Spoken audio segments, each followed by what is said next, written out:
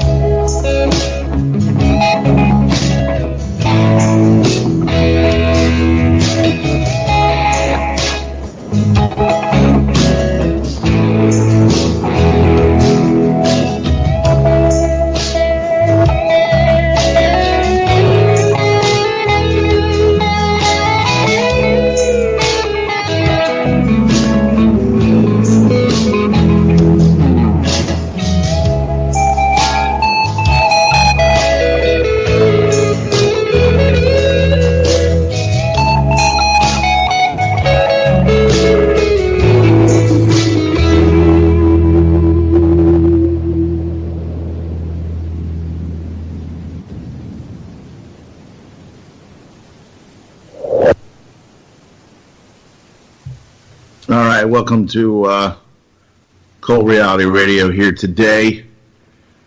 Starting out with some blues and some other things there. Just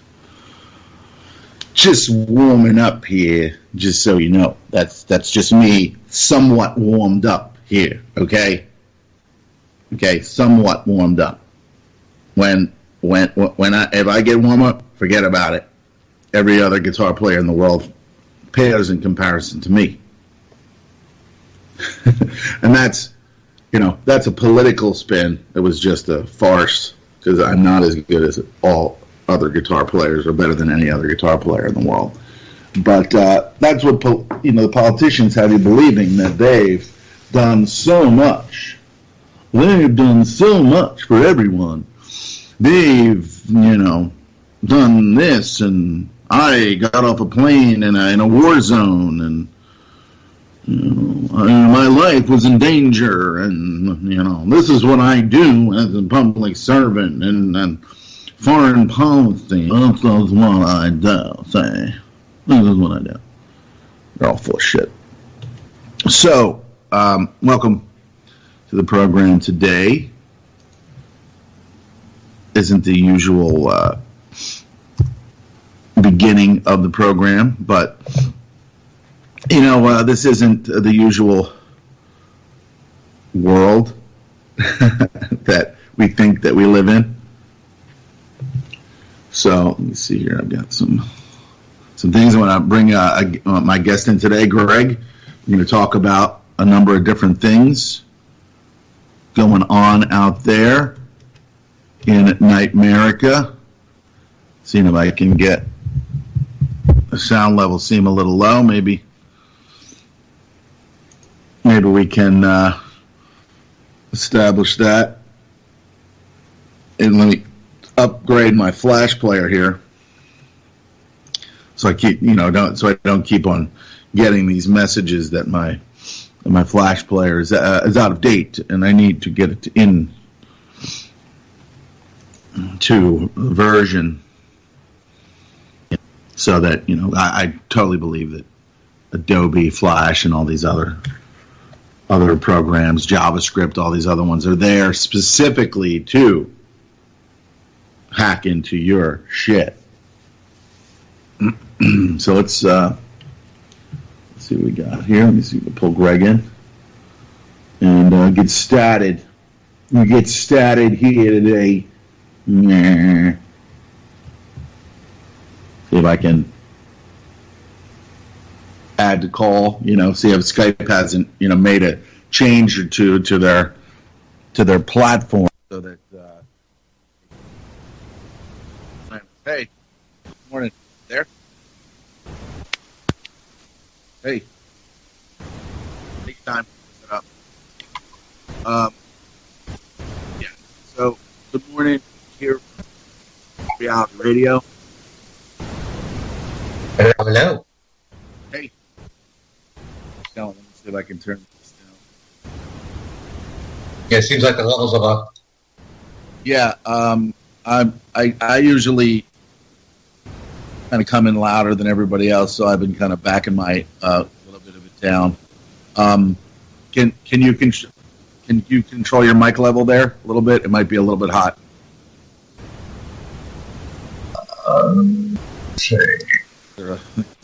So yeah, we're just going to talk about the nightmare that's been going on, since this bullshit election started and the campaign and everything, all the different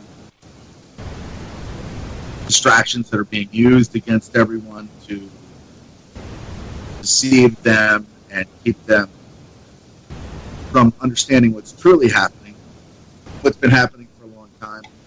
The collapse of the global economic system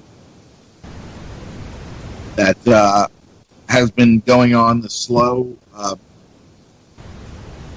methodical demolition of the economic system that is going to allow the relatively small percentage of dominant garbage and filth to transform our world through a problem reaction solution type thing, and all the things that they're going to tell us when this happens, when this takes place, are all going to be lies. They're all going to be the distortions of the truth, manipulations of the truth to let you think that, China had something to do with it, or this had something to do with it, or this particular event, or these 4 events or 5 events that happened, stopped us from getting back to where we were, even though, we're being told, especially by Lester Holt and other press institute, that, the beginning of the first debate, that the economy is somewhat thriving again, how they lie to people. And Greg's going to shine a little bit of light, actually a lot of light on that, because he understands the economic system much more than I do. And I like money. I have some change in a plastic jug in a cabinet. I like money. That's how we, that's how things in this world. We're told, you got to work, so you got to make money. Most people have no idea what money is.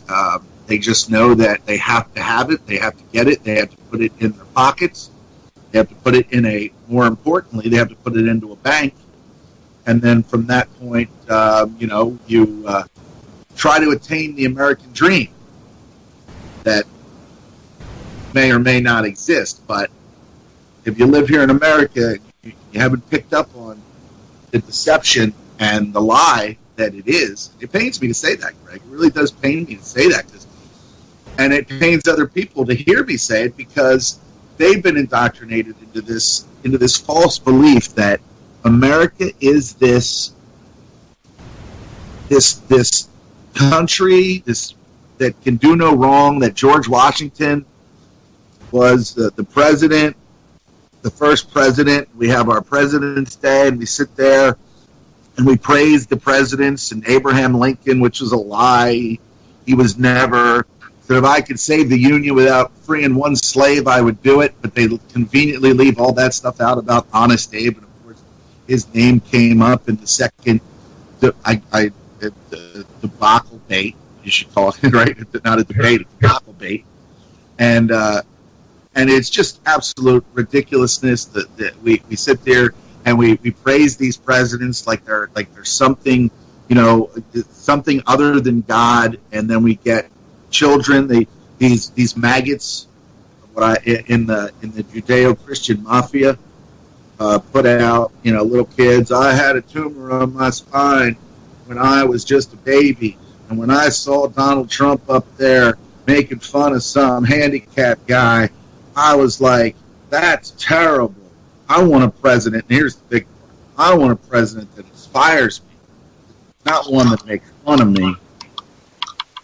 So we've really reached levels. We've reached levels, and every day new commercials come out. I mean, even on the Trump side, like somehow he came up with some money. Imagine that guy with all his money. Somehow he came up with money to be able to make the commercials to combat what Hillary's doing to him. And we look at the condition of America, which obviously they're lying to us about the economic conditions. It's so much worse than ever before. And all the money that these vile, vicious, blood-sucking maggots are spending on these commercials, they could be taking care of people. They could be helping people that are living in poverty. And no, it's more important to slander someone and create divide and conquer than it is to feed a child or clothe a child or give them a decent education, which is non-existent in this country. This corporation known as the United States. There's just so many things that people just don't even realize, and even if you tell them, they don't fucking care because the game's on. And well, that's true. It's not what anybody thinks it is. It's certainly not altruistic. And if you've ever heard the phrase, taking the velvet glove off the iron fist, well, that's exactly what's coming. Because the rude awakening is just around the corner. I think that scales have been moved up. And it's one of the reasons why they put up Hillary Clinton to run for president this time around, because I think she represents the whore that rides into Babylon on the back of the beast, to rain death down upon humanity and bring about what their real plan is to create their greater Israel and rebuild the temple. So you brought this the correlation between the whore that we see, and let's make no mistakes about it. Donald Trump is a whore as well.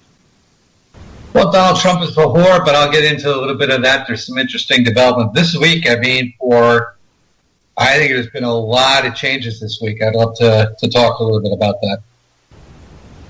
So you make this correlation between the whore riding into Babylon, and talk about that a little bit. And Greg's not like a Bible thumping guy, but he's listened to a lot of really, really intelligent researchers, the likes of Clint Richardson, just an honest, kind-hearted individual who just wanted to find out what's going on in this world, like a lot of other people that got involved in this, or maybe heard Melonhead Alex Jones at one point, and say, hey, these things are really happening. So he started doing his own research and getting people that were Bible, knowledgeable, and we find out that there are a lot of really good things in those scriptures that have a lot to do with what's going on today. So, talk about the story about what you just alluded to. Well, a lot of people don't know what the original name for the District of Columbia, Washington, D.C. was. What was it originally called before it was given the name Washington District of Columbia? Its name was Rome, Maryland. So they changed it from, and when did that happen? Not exactly sure. I don't remember the exact year, but it was shortly after. It was in the late 70s. It was like after the ratification of the Constitution, or it had been selected because they were looking for a place where they can set up the city-state, all right, of the new nation, all right, as its capital, because their purpose was from the very beginning to have us all not be free, but to be subjects of the city-state, so that they could fulfill their prophecy. When the Romans destroyed the temple in Jerusalem in 70 A.D., in essence, what they did is they destroyed Judaism. Okay, once the temple was destroyed, the religion was destroyed. What came about afterwards was the creation of the Babylonian Talmud. Okay, which so Judaism back then was much different than what Judaism is today. Yeah, okay? Correct. What it is today, they follow the Talmud, and Talmud is not the word of God; it's the word of man. The Torah represents the word of God, and today, what people who call themselves Jews do not follow the Torah. They're actually it's a combination of both, or it depends upon the sect that they're in. Most don't even really understand it. But there's a high-level group of people. There are people who think they are the lost tribes of Israel, whose goal it is to rebuild the temple and to restore Israel, the greater Israel, which is from the Nile to the Euphrates. And everything that has been happening for the last 2,000 years really has been leading to that objective. And I think that in order for them to bring about that, where people will demand the temple. Remember, the temple is a bad thing. It's a temple of sacrifice. It brings about a lot of pretty crazy rules. What has saved man to this point was all the destruction. Worship it, right? Right. And this has probably been why people go, oh, the Illuminati, oh, the globalists. These are people that are in league who believe that they are descendants of the tribes of Israel, of the 12 lost tribes of Israel, who are coming together, whose purpose is to rebuild the temple, to reestablish the Jewish faith to reestablish the temple, which would then reestablish sacrifice and all of the, they could actually initiate their Jewish law and turn us all into their slaves. Nice. Yeah, nice little thing. So, good. However, when we look at something, how come I never heard them talk about this on the television? So, everything with the economy that we talk about, what they've done with racking up massive amounts of debt. If you think about it, this was all done on purpose. They've always known that, by overexpending, by expanding the social welfare base, by racking up unpayable debts, that it would collapse the system. Right. And that there are ways that they can honestly control through the business cycle. They can honestly control, and the market itself will monitor and control itself just through the business cycle. But these are people who like to think that they are gods, right? And just to understand, this isn't your everyday, Jewish guy or Jewish woman walking down the street. They've been indoctrinated into this, much like the so-called Catholics or the Christians or whatever. They've been indoctrinated into the Rome, which is a corporation, which is part of the Crown Corporation. And so throughout the years, they've indoctrinated us into they've lied about, they've written, they've created Bibles that have distorted truth and, goodness, which there's a lot of people out there that just have no, we've been turned away from that book. They use it very powerfully against us, but people just can't really grasp that we have that there are good things in the Bible, but we've been turned away from that. And it's just like I think Clint said it every time. We have free will. We have to understand that there's a reason why there's so many crises that go on with the Vatican, because the Vatican in and of itself, there's nothing holy about it. It is a control mechanism for the world, and it's a control mechanism that I believe has been taken over when it was something that subdued and controlled really the two tools of what you might call the banker class. Okay, I don't want to make this about Jews, because it's not exactly what we refer to about Jews. You got a social security number, you got a driver's license. Guess what? You're a useful idiot. Well, that's why you're I mentioned. You're a commoner. Yeah, you're a commoner who happens to call yourself a Jew, but you are of no import. You are of no power. You don't pay your taxes. They throw you in jail also.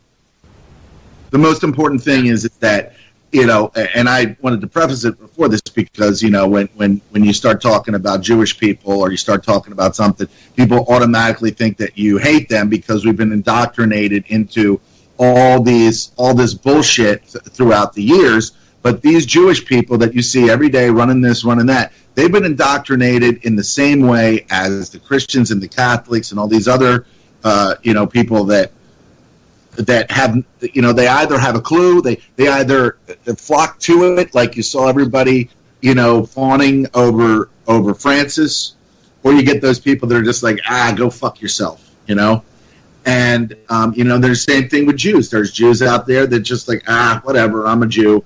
And I don't go to the temple. I don't do this. I don't do that. They separate themselves from it because, there's a lot of other things going on in life than what the fuck they're talking about in a Catholic church or a Jewish temple or whatever. There's a lot of more interesting things going on.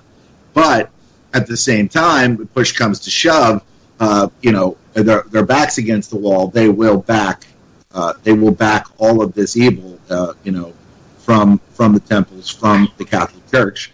And so that's why I prefaced it before. There's a lot of people out there that have no idea that they've been manipulated. They've been spiritually manipulated, economically manipulated. And we've all been manipulated. Everything. Every single one of us. Every way. In every way. We've been manipulated to accept things that are against our own interest. We've been manipulated to accept usury and sodomy. Yep. Okay, the two very tools, most destructive tools that are used against us. Right, and now we are at the threshold of, World War III, and so they can bring about their, they can bring about their Greater Israel and the construction of the rebuilding of the temple, so to speak. And if that's ever allowed to happen, then that's when it gets really bad for mankind. That's when the real, like I say, the velvet glove comes off the iron fist. And I think that there are forces, because remember, there's two types of people, in the power structure. We all know that the Clintons and the Trumps are related to each other, right? They're 11 cousins. Okay? Yeah, they are cousins. That's right. 11 cousins, and all the presidents and everybody, they're all kind of like related, but and that is absolutely true. But there's also divisions in families, particularly when there are outsiders, two families of different, with two families of different groups are brought together to form one corporation. Okay, and that is primarily falls into two camps when you're talking about the bloodlines. One is the bloodline of monarchy, and the other is the bloodline of piracy. Now, obviously, we know Hillary is of the line of piracy. Yeah. All right, but if you look at Trump could be looking at the bloodline of monarchy has had to sit back and watch over the last 50 years since the end of World War II, really. Mm-hmm. The actual decimation of the respect that monarchies were given. They probably because they bought into the idea that we need to prevent this whole, going to war thing, and we can do it by going globally. First, we do it by going to war, and then we can control the commoners. Maybe it sounded like a romantic idea to them because they figured, well, if we can control the commoners, they can never rise against us, and we can have perpetual power. All right? But it turns out that what happens is when you make a bargain with the devil, well, you know what happens. Right? So maybe this is an indication, because what I've been seeing in the Trump campaign this week is, it has totally become radical. Yeah, it's getting ugly. No, it's not getting ugly. It's getting clear. The lines between the two candidates have never been more defined than they are right now. And they had to kind of let the scandals come out, right? So that he could separate himself from the Republican Party establishment. To give you an example, the Republican Party, the Republican National Committee, runs their own advertisements, runs their own television commercials for their candidates. I've been seeing that now. Okay. I've been seeing before. It used to be this is douchebag McGee, and I approve this message. This is Republican McGillicuddy, and I approve this message. Now it's the entire party. No, they do that every year. They run it. I'll give you an example. But in 2012, when Romney was running against Obama. At this particular stage, 3 weeks out of the general election, the Republican National Committee had spent over $43 million on advertisements for Romney. Guess how much they've spent on Trump to this point? Oh, they've probably next to nothing, huh? Zero. Yeah, zero. They have not spent a single dime promoting their candidate. All right? So Trump's doing it all himself. And it's not just the Clintons that are running scared, bringing down the Clinton crime machine, which would be the greatest thing for us. It's the Bush crime machine. It's the entire establishment now that's set up and running against him. And I think he's got it. I actually think it's like, wow, because, if the election is close, they can have it thrown to Hillary. But I'm not sure. I'm not really buying in that Hillary's got all this support. I think they're just drumming it up, and they're waiting for focus groups. And I think their polls, their back channel polls that they don't publish in the papers, are showing that Hillary is way behind. She can't draw anybody at any rallies. Right? Yeah, She's not even doing it. She's not even doing any more rallies from now until Election Day. None. Well, that's why she was pulling Elizabeth Banks and a number of these other Hollywood whores to get up there, and I got right now. There's a lot of people that aren't even paying attention to this, dude.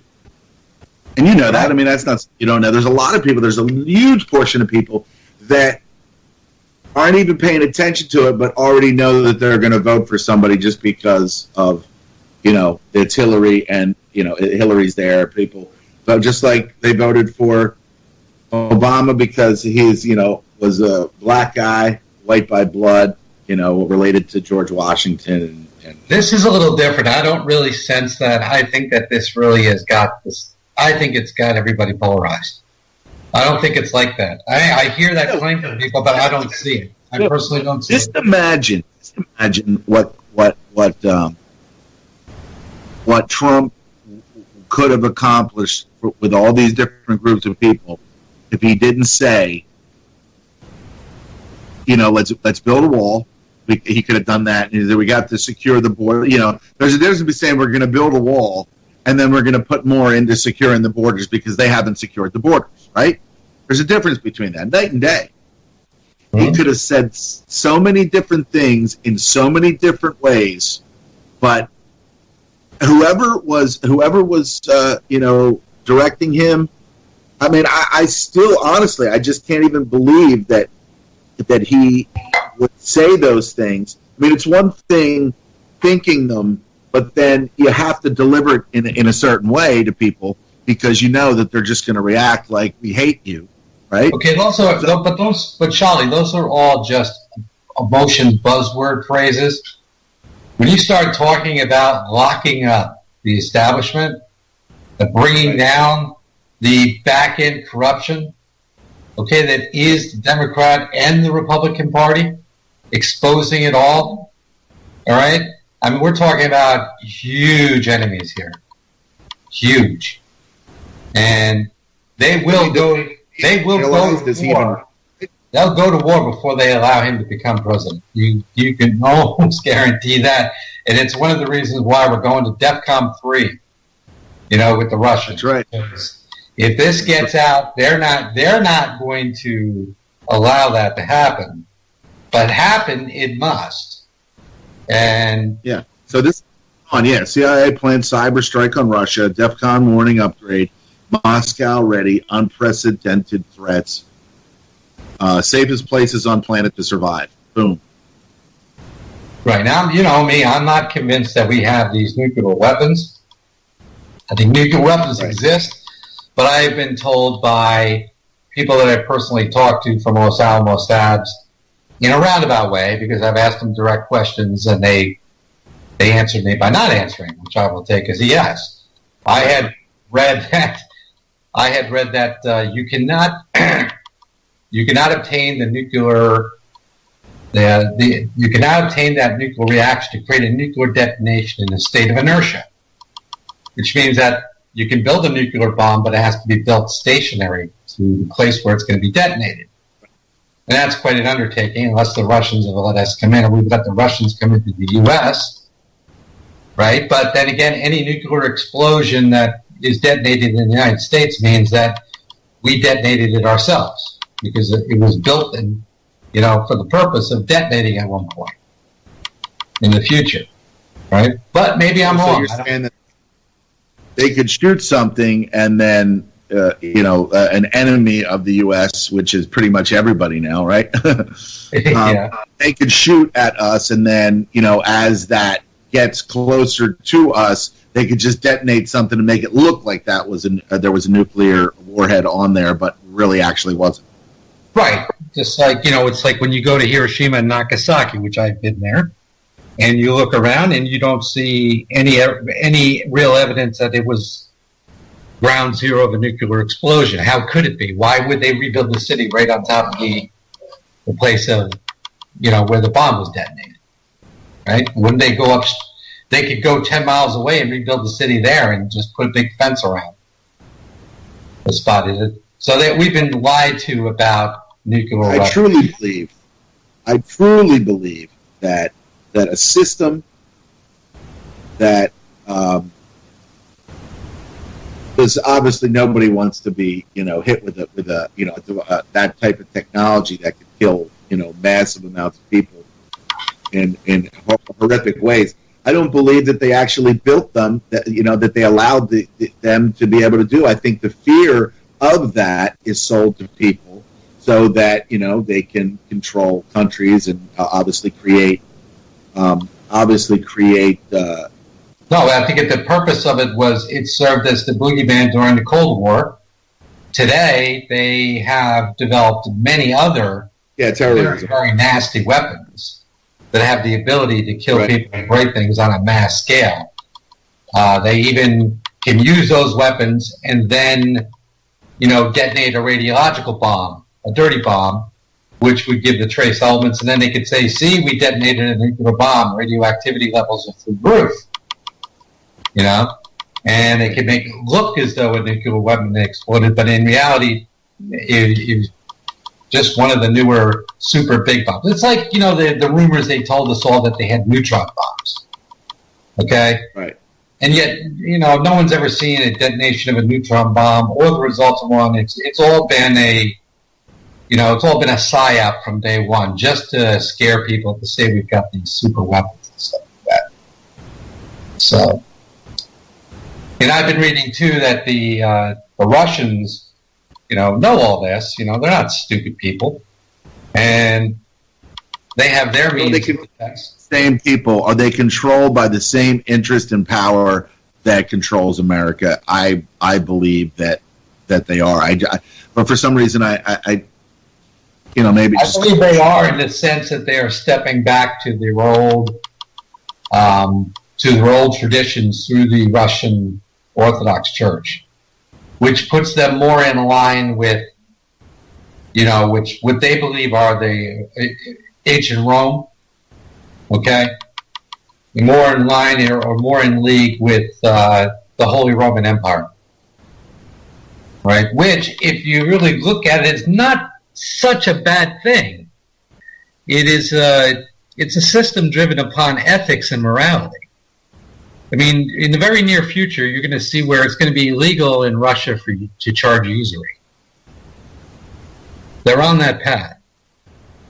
And if they can do the two things and eliminate usury and sodomy in Russia, then it's going to be a paradise on earth. And of course, it being basically being an Anglo-Saxon based, country, it's that's another reason why they want to destroy it. Yeah. So,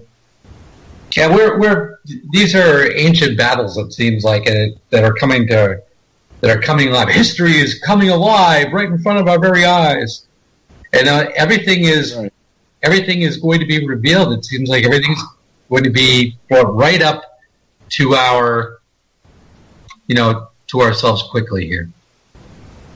Right. Hey, I just noticed that Clint just messaged. He's listening, so I'm going to see if he wants to join us. Yeah, bring him all in. Yeah, I just got the message too.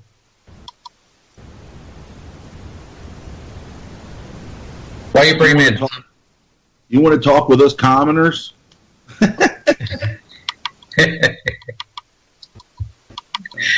to talk with us? Yeah. Want to talk with us commoners theorizing about stuff?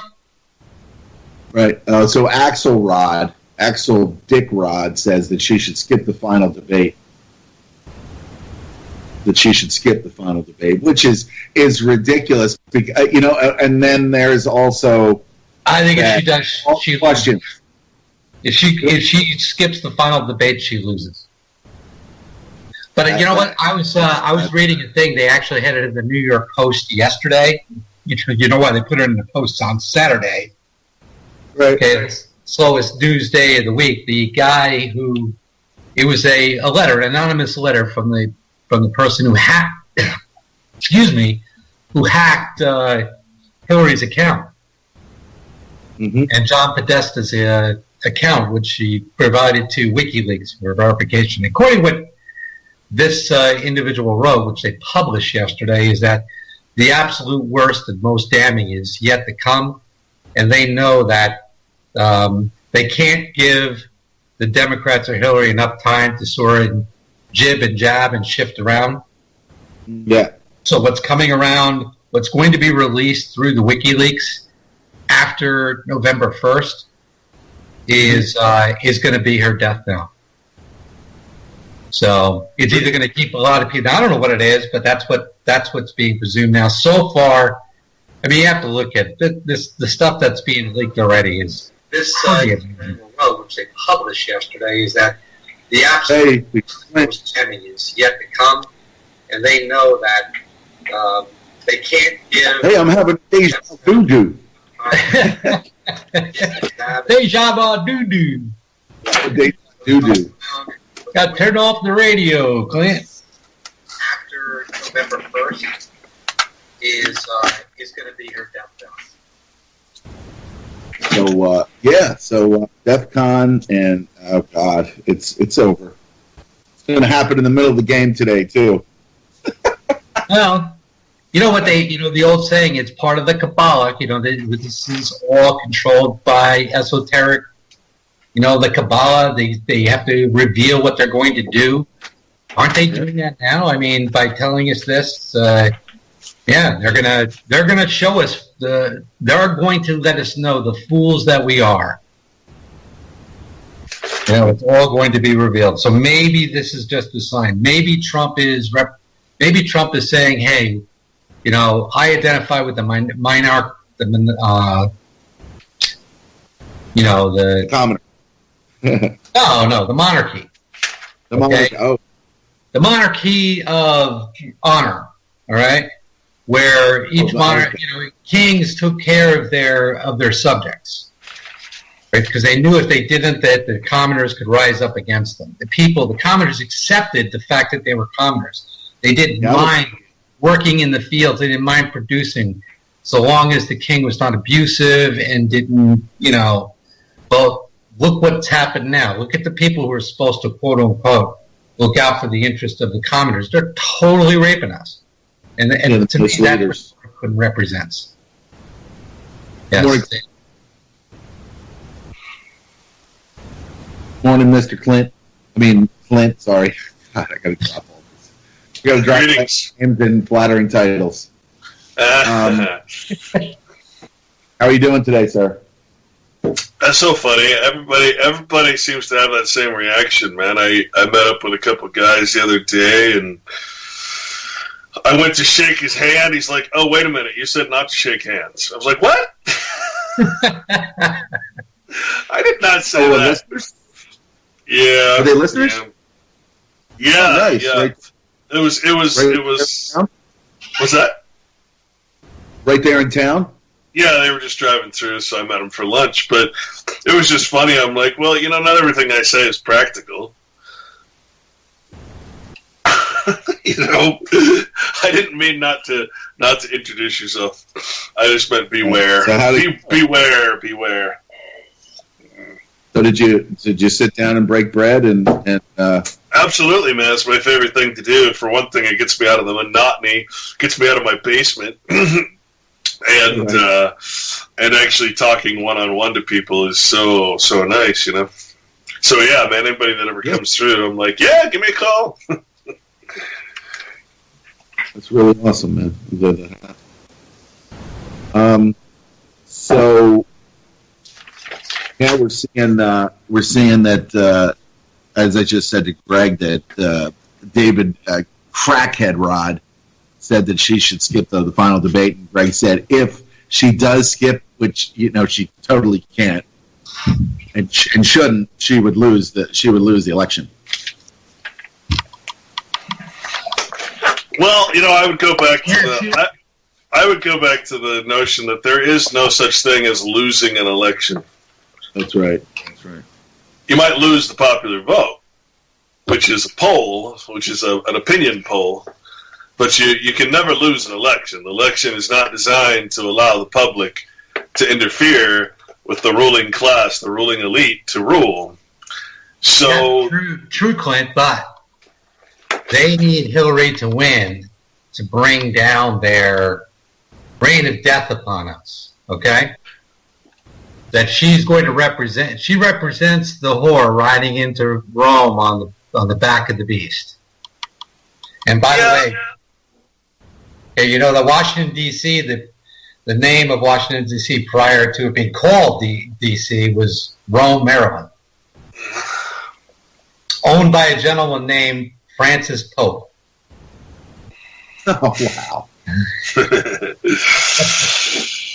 Well, I say again, though, just don't forget who we're dealing with. Now, if this was some guy like me that was running for president, and I have no affiliation with this family, and I have no massive investments to be protected by this family and its government, if I had no bloodline ties to these people, then I could say, yeah, I could see where Hillary would need to win.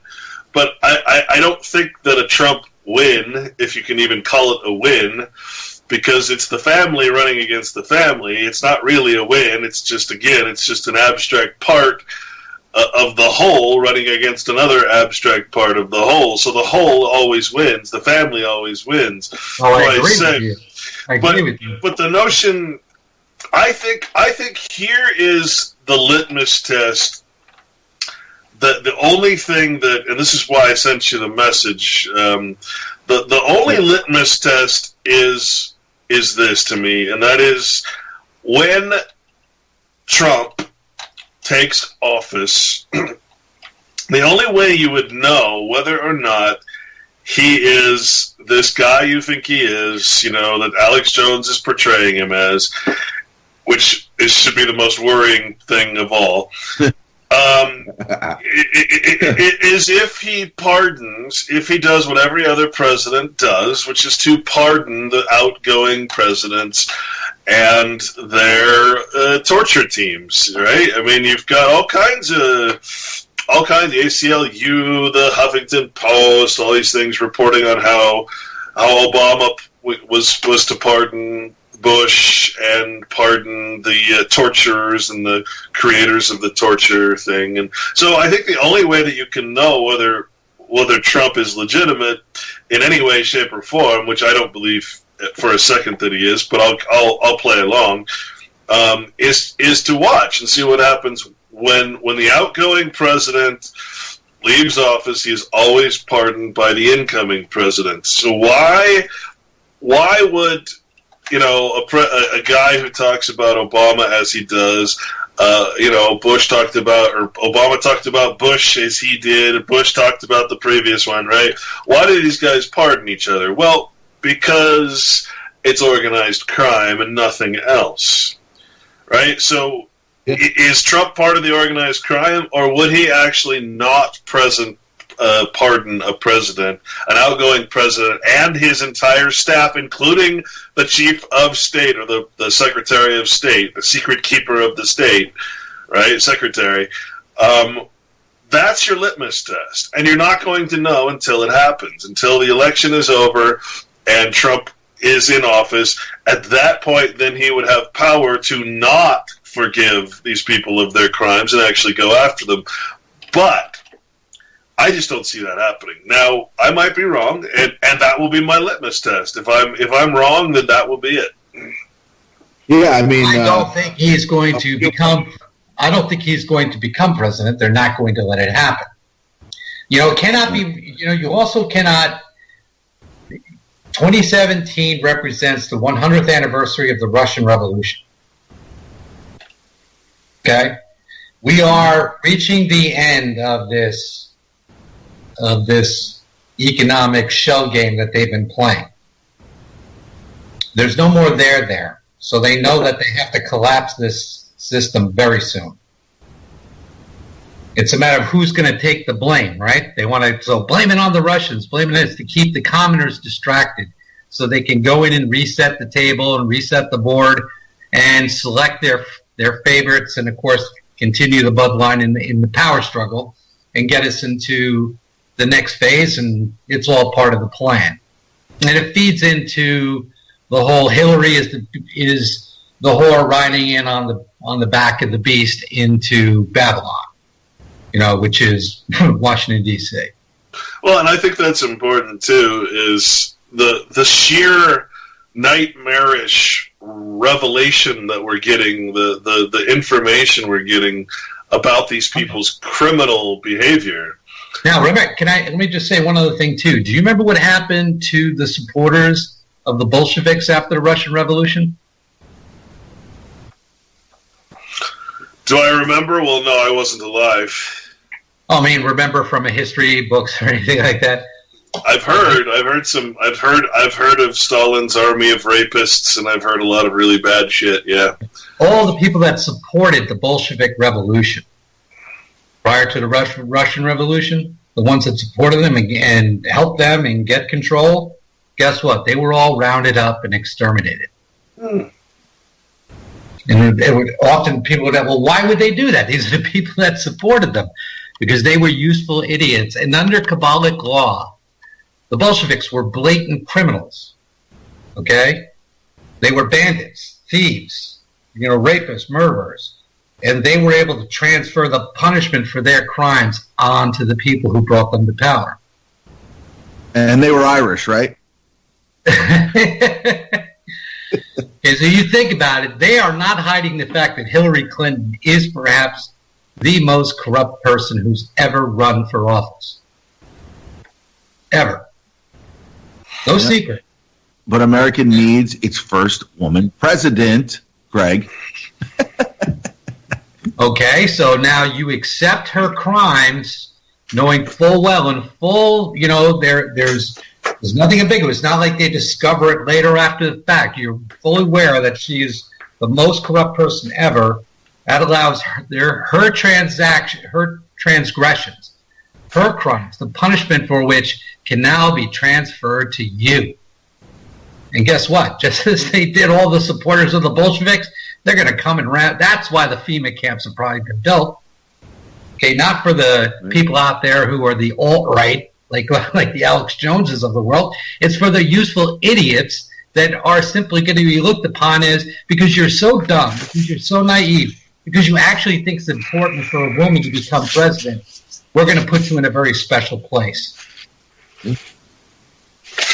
So your circle of hell is basically a world run by women. Oh yeah, it's not going to be a nice special place, but they are useful idiots if you think about it. And it's like, hey, since you've supported it, you are now the guilty party. I mean, the people are of ignorance in incredible, just absolute incredible ignorance. But then, and that's why they've given Trump on the other side, and Trump with his, his just. Hey, listen, they go back. If you really think about it, just in a biblical sense, going all the way back to the point where in the square when Pontius Pilate, said, here's Jesus, here's Barbaras, okay. And they said, which one do we release? And they shouted Barbaras. Like, Barbaras? He's the most evil, corrupt guy ever. Okay, but they said, so what do you want us to do with Jesus? Well, crucify him. Okay, so to me, it's like there's so many symbols because these people operate in the world of symbology. They do it in their films. They do it in their policies. Everything sort of conforms to these things so they can make things fit. So they can say, oh, we followed all of the rules and the precepts that, we're following our ancient beliefs. And we've transferred all of our transgressions onto the Goyim. So wasn't that one of her emails? Wasn't one of her emails wasn't it about keeping people dumbed down in the elections? Yeah, it was directives that they would exacerbate the ignorance of which is something that's always done in every election. It's just my theory, guys, and I tell you. It's like I'm seeing it all every day. Signs are there for it. Let me offer a little bit of historical evidence for Greg's pandering to World War III. I know you want it. I think we all want it secretly. I think we all want to see this whole thing freaking just torn apart, because it's really just the Matrix falling down. But, you guys ever heard of the Tytler cycle? It sounds familiar to me, but remind me, go ahead. Scottish historian Alexander Tytler, Tytler, he has the following theory. It says a democracy, which of course your founding fathers certainly agreed with this, a democracy is always temporary in nature. It simply cannot exist as a permanent form of government. A democracy will continue to exist up until the time that voters discover that they can vote themselves generous gifts from the public treasury. From that moment on, the majority always votes for the candidates who promise the most benefits from the public treasury, with the result that every democracy will finally collapse due to loose fiscal policy, which is always followed by a dictatorship. The average age of the world's greatest civilizations from the beginning of history has been about 200 years. During those 200 years, these nations always progressed through the following sequence. And I really, truly love the way he wrote this sequence because it truly explains what happens. It's very similar to the 5 regimes of Plato, where everybody goes back to spirituality and then straight back into, complete dependence, then back into bondage. So here's what he says. These nations always have progressed the same way through the following sequence, and that includes the United States. From some form of bondage to spiritual faith. From spiritual faith to great courage. Think of the wars and everything. From courage to liberty. We have our Declaration of Liberty, right? From liberty, then to abundance. Now you keep going, and the generations are being born. They've never experienced war. They've never experienced what these people experienced in bondage. So now we go from liberty to abundance, and abundance to complacency. Oh, there's so much food, I don't need to grow anything myself, right? From complacency to complete apathy. Oh, I don't give a shit about anything out there. That's your ignorance, right? From apathy to dependence. Well, we've reached that stage for sure. We're all completely dependent on the state and everything it does and everything we do. And the final stage is from dependence back into bondage. Remember, bondage was the first state, and from bondage, then we go into spiritual faith. All of a sudden, we realize everything's wrong. We go and we turn to God, and we go back to the natural, concepts, natural laws, and then we start the cycle over again. And he says this is about a 200-year cycle. So can we go into history then and look and see if the 200-year or so cycle is correct? And it's 200 to 250. Assyria till 612 BC was a 247-year reign. Persia, a 208-year reign. Greece, 231 years. The Roman Republic, 233 years. Roman Empire, then, about 207 years. The Arab Empire, 246 years. The Mameluke Empire, 267 years. The Ottoman Empire, 250 years. Spain, from 1500 to 1750 was a 250-year reign.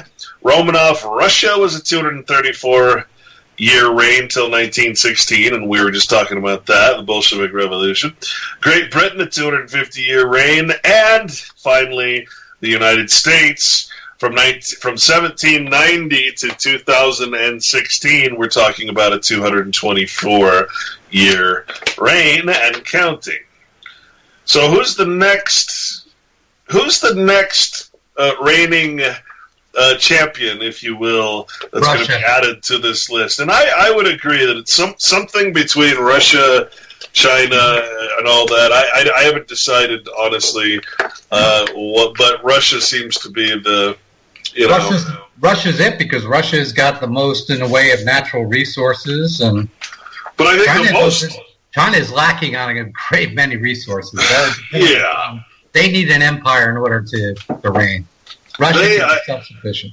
I think the most important aspect of this, though, is that we are in that cycle right now in our lifetime of 200, from 200 to 250 years. So we're at 225 years right now.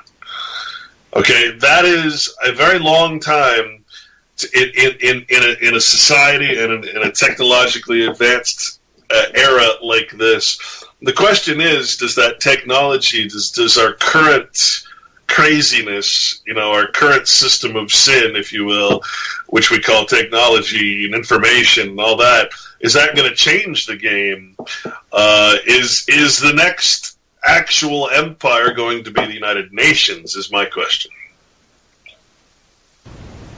I think they would like it to be. It may not be particularly. It depends on how. I think what they would like to do is to be able to reset the game, and certain players that make up this this cabal that we're dealing with now are able to continue, and that really is, that's not set.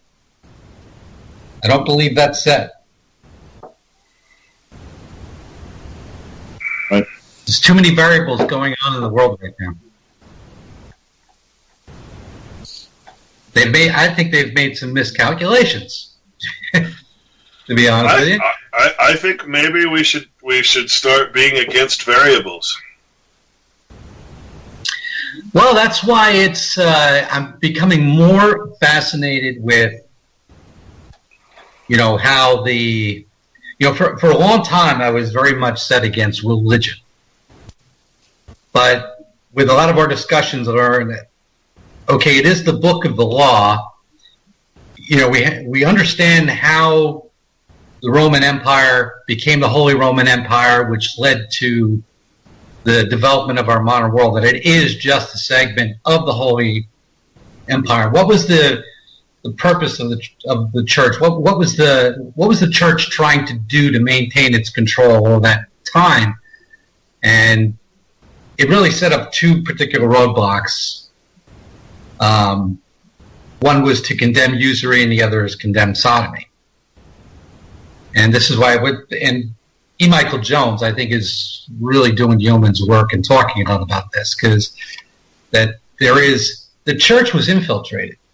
Okay, the people that wanted to destroy the church knew they had to do it from within, and they did it first by breaking up through the Protestant movements, and then over the course of time, which it took them 500 years to do it, but they've been successful at it. So who do you suppose was behind the Protestant movement? Was it the Yehudi? The Yehudas, yeah. The Yahudim? Right, well, the users and the sodomites, right? Who were they? Well, they represented these, these people. Basically, it's with the destruction of the temple in 70 AD by the Roman Empire, they've always wanted vengeance. So anything of the empire, including the church, needed to be destroyed from within. And I think you give a lot of credit where no credit is due, that the church was somehow a good institution in the first place. My personal opinion there. But I will say this.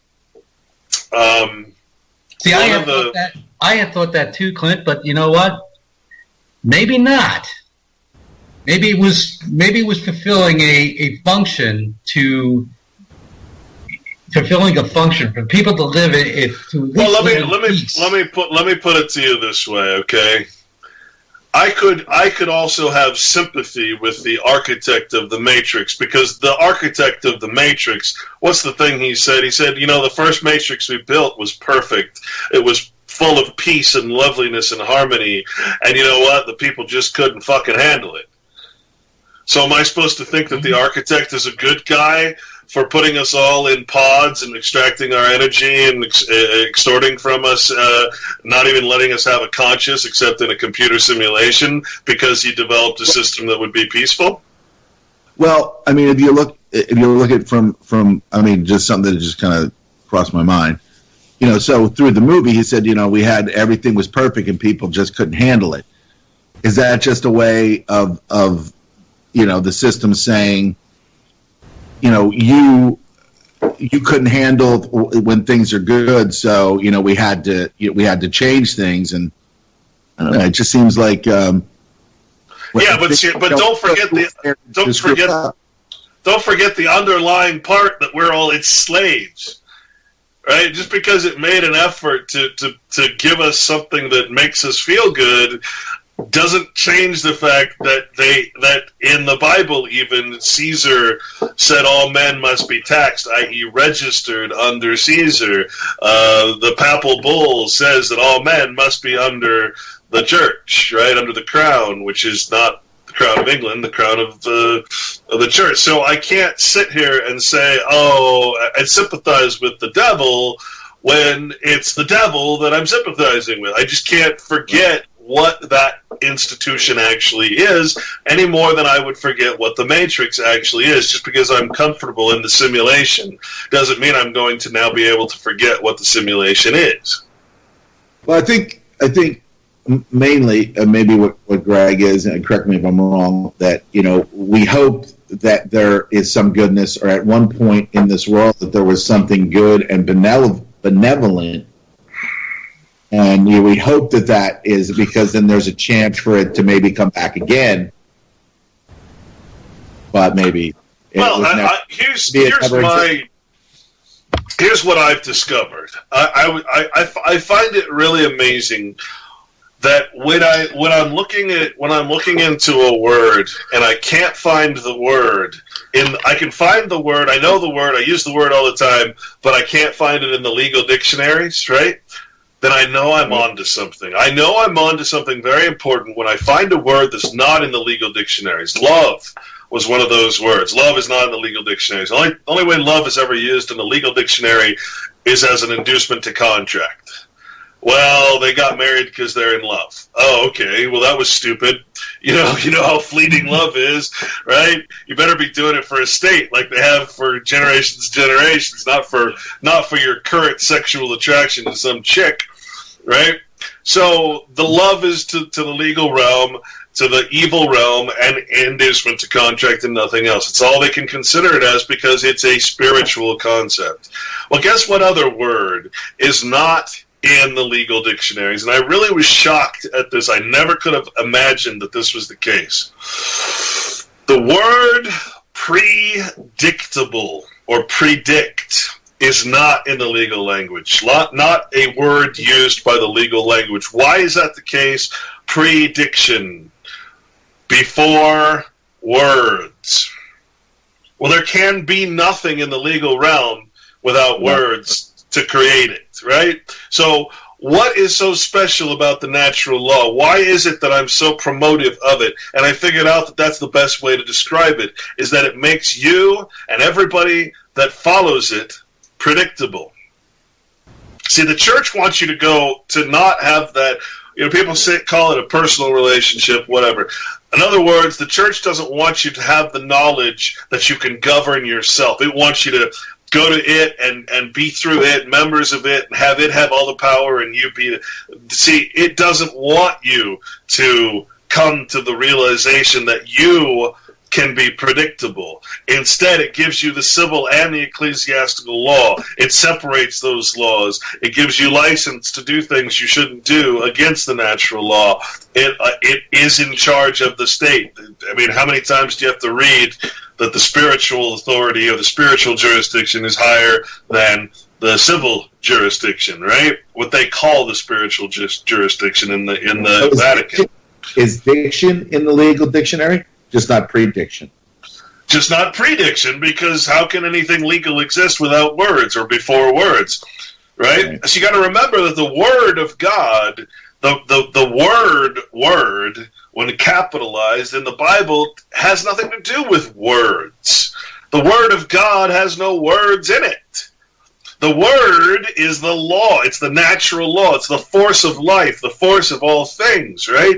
So if I am following the natural law, and you are following the natural law, and Greg is following the natural law, and I'm in a community where everybody there is following the natural law, then 100% of your actions will be predictable. You will not be going according to man's law of words. You'll be following God's word, i.e. law, son, right? So you're following a law that is self-evident, that doesn't need a word to even describe it. Your whole purpose is love, charity, and what the Bible says. My favorite verse in the Bible is where it says that you should never be concerned with your own wealth, only with the wealth of all others.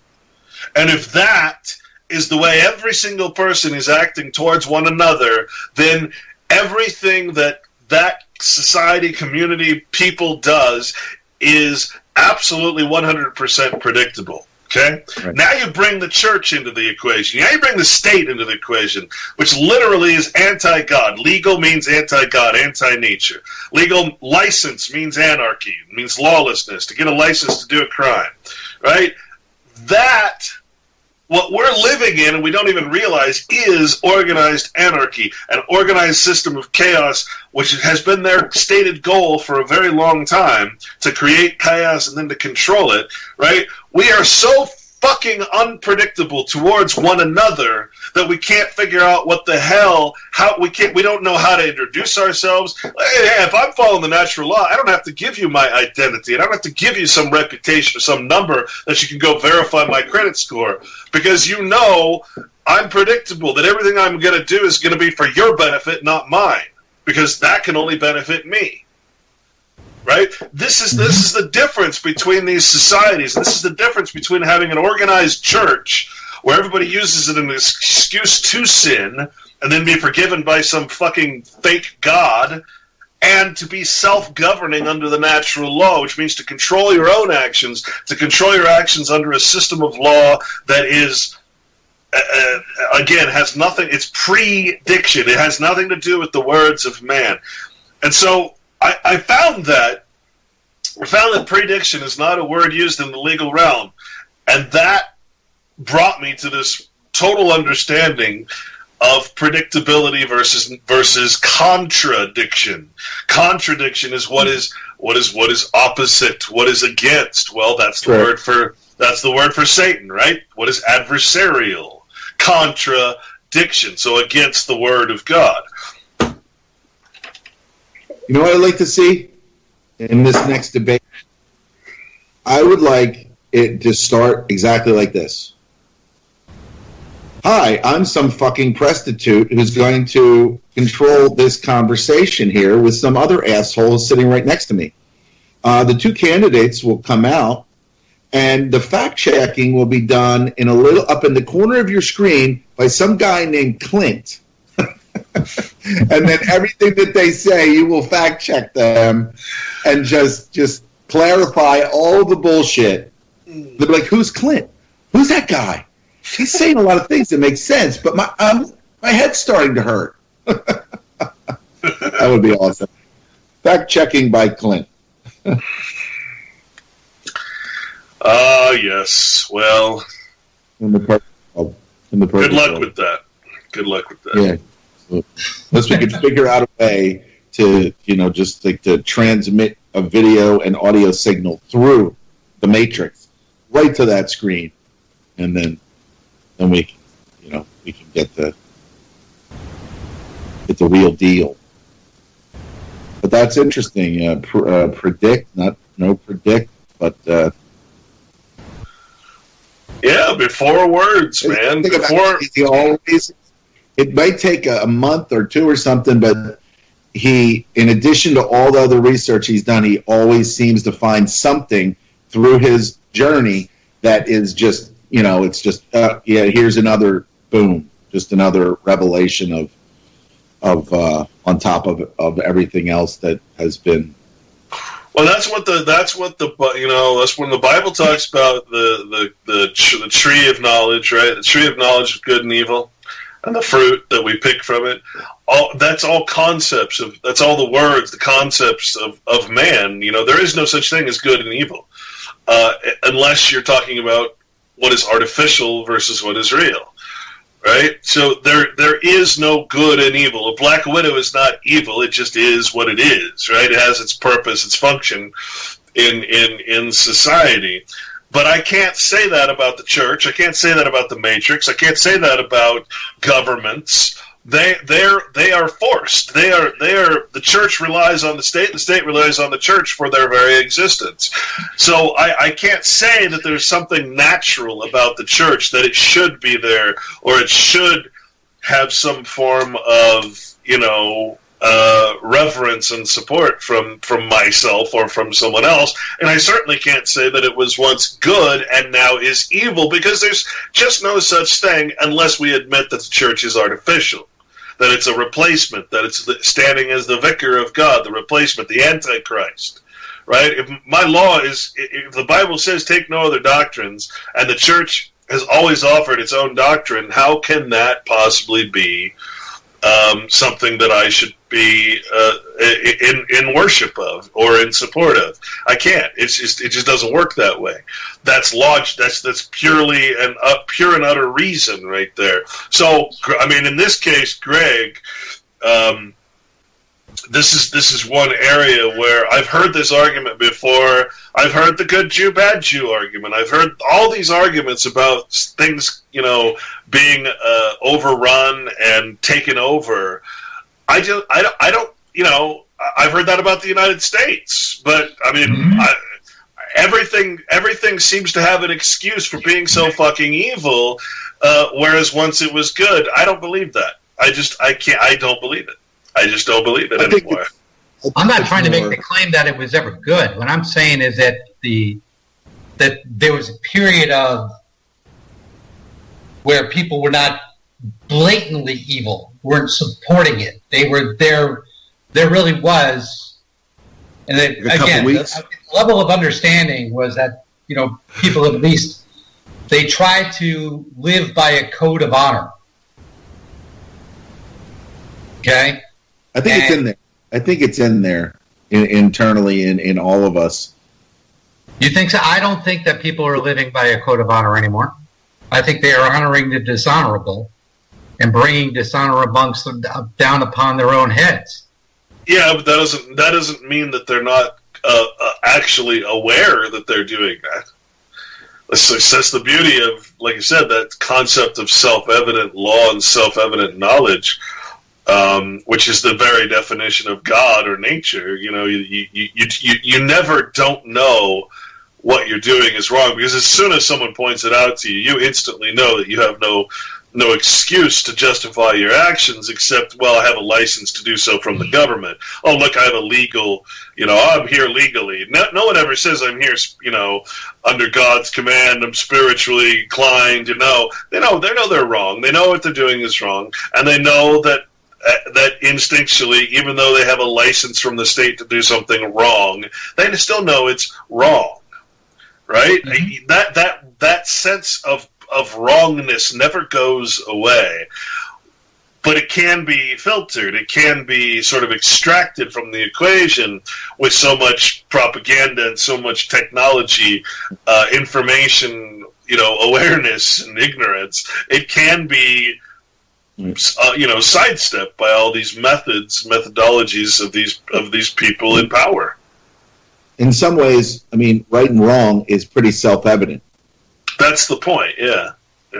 And then someone comes along and then they change or just start making addendums to what's right and what's wrong. And I think that exists. That's why I said it was probably like a cynical comment when Greg was on Greg's last comment, and he said, well, there was a time when people did. I said, what, like 2 weeks? Well, so I think the important part of this, and why I'm so demanding that people study their Bibles now that I understand the Bible and what it is as the foundational law, like I said, the unwritten law, not the law that's written by words, but this concept of what is right and what is wrong. The Bible is sort of a preemptive, if you will, strike against that type of behavior, because if you're following that foundational law, then nothing can corrupt you, because you'll never accept persons, flattering titles. You'll never be surety. You'll never take an oath to anybody. You'll never get yourself into any position to where you can actually make an excuse and actually pretend like it's legitimate. That's the reason I'm so adamant about that. This is the foundational. Once you break it, once you go past it, once you enter into the artifice, well, then you might as well just give up the whole thing and become an evil motherfucker. Because you've lost, you've already broken the foundation. Once the foundation is cracked, everything will fall. Right. Mm-hmm.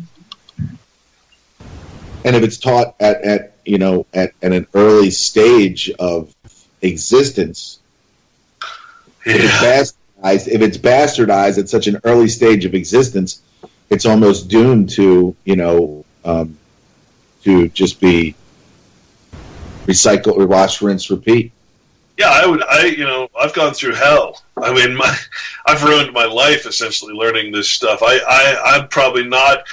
That's my problem now. Is I'm no example. I can't be an example for anybody. I've spent so much time learning this that I've let my health go. I've let everything go to the point where now I'm kind of a ruined man. I don't want anybody else to have to go through what I've gone through to learn this, which is why I'm putting it into this book format and giving it away, because I don't want people to have to go through the torture of trying to break out of the matrix without any help.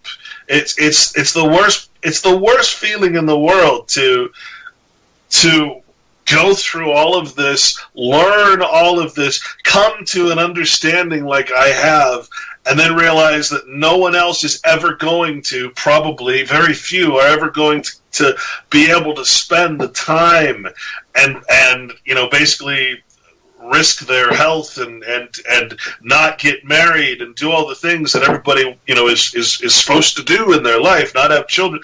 I don't want people to have to go through what I've gone through. I want to give it to them with I don't know how to say it. I don't want people to have to go through the pain to get the knowledge like I have. You see what I'm saying? Right. Totally agreed. It's a tough road. Yeah, and I mean, you've obviously made you made obviously a sacrifice. I doing what I'm doing here. I've obviously not sacrificed as much. I think Greg the same, but I can honestly say that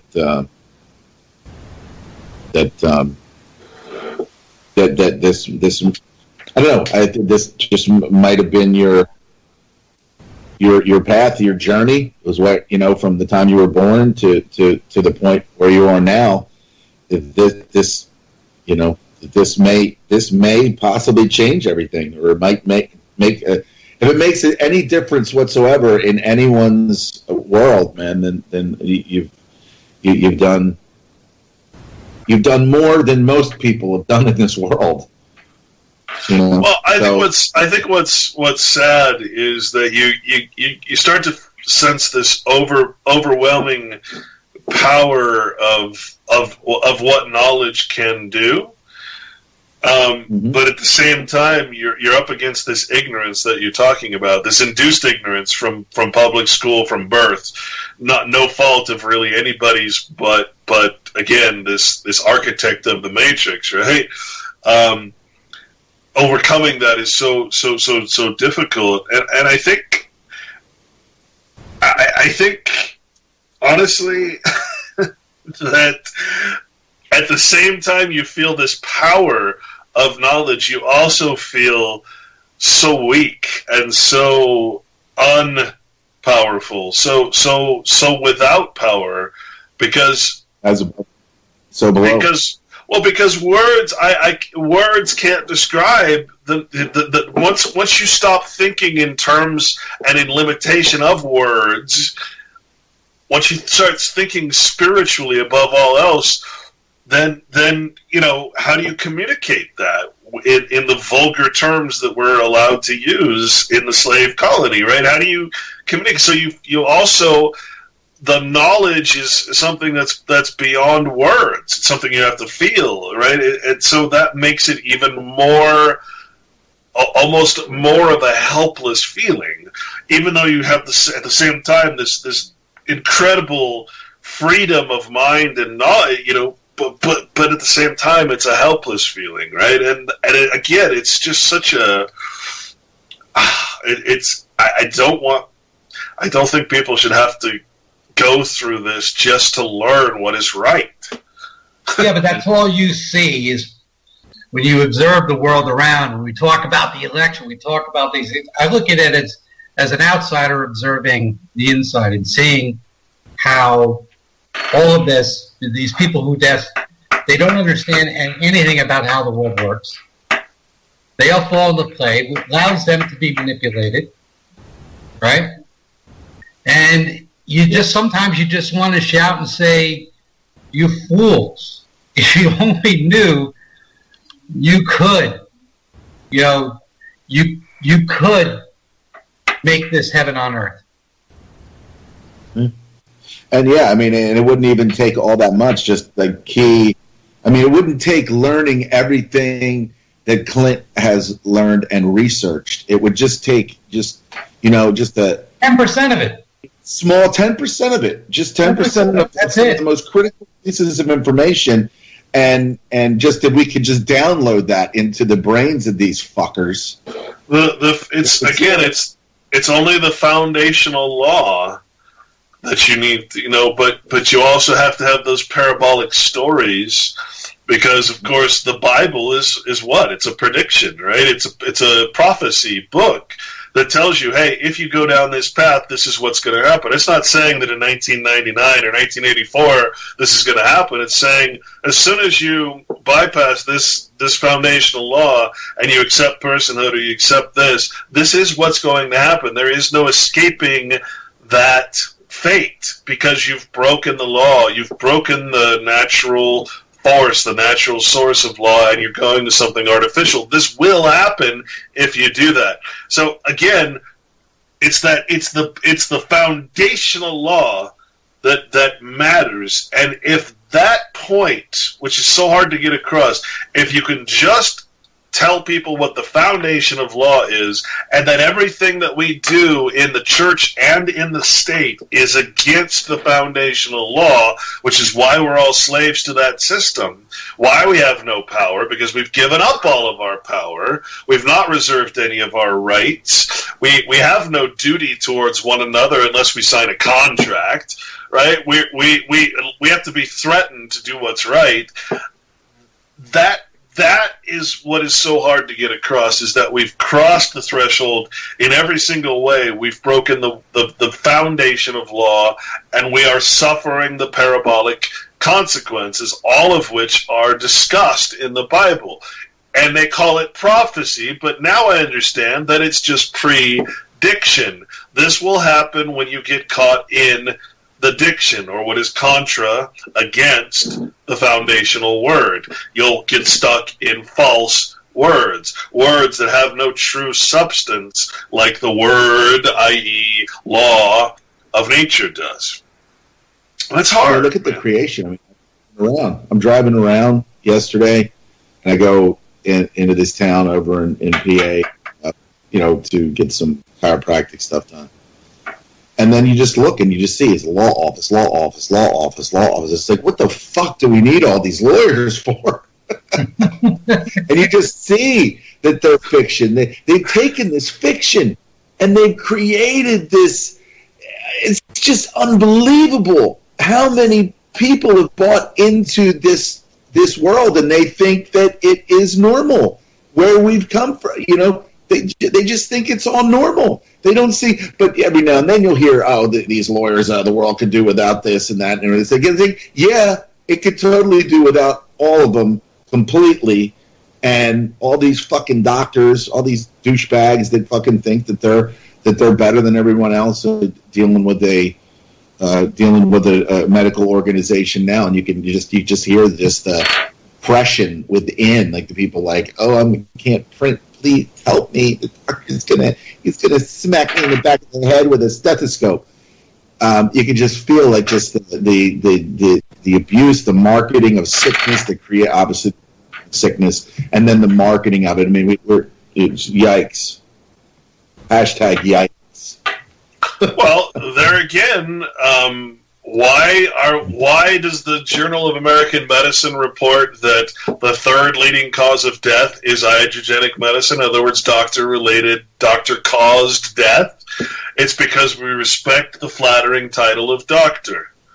Something that the foundational law says never do. Never respect the person, never respect the flattering title. So you deserve exactly what you get, because you're crossing over, you're breaking God's law, and you're respecting the flattering title, and you're doing exactly what that man says, taking the pharmaceutical drugs that the pharmaceutical companies tell him to give you without ever testing your cytochrome curve to see what you're allergic to and what you're not, what you can metabolize. He's just, one drug serves all, save money, no test needed.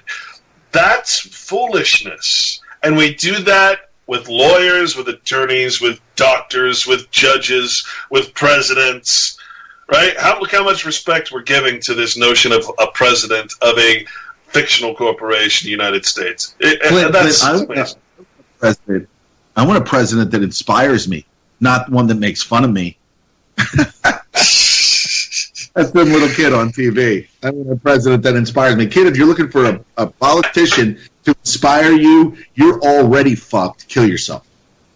We got about 40 seconds left today on Encore Reality Radio. Thanks to Greg. Thanks to Clint for hanging out and bringing up and talking about some of the most important issues of our time. And we'll see what happens. Where will we be next Sunday? Who knows?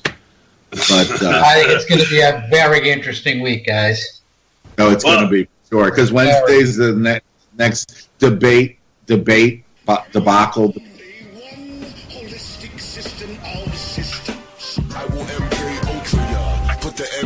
Hold on, guys. If the MK hits you, it's guaranteed to open ya. The 57mm Mark 110, 220 rounds a minute, try to stop them. Don't put that on your wish list, that's retarded babble. Protesters make the hit list soon as they start to rabble. They are nothing but fishes in the barrel. It doesn't have to be Christmas for a carol. Some decorate with ornamental decorum. Some perform shock and awe on Hanukkah and Purim. That's where my job come in. I am a blessing to the mercenary for the corporation selling weapons to them. Any potential competitor step into them. I'm authorized to knock them out and stick a GPS into them. They want to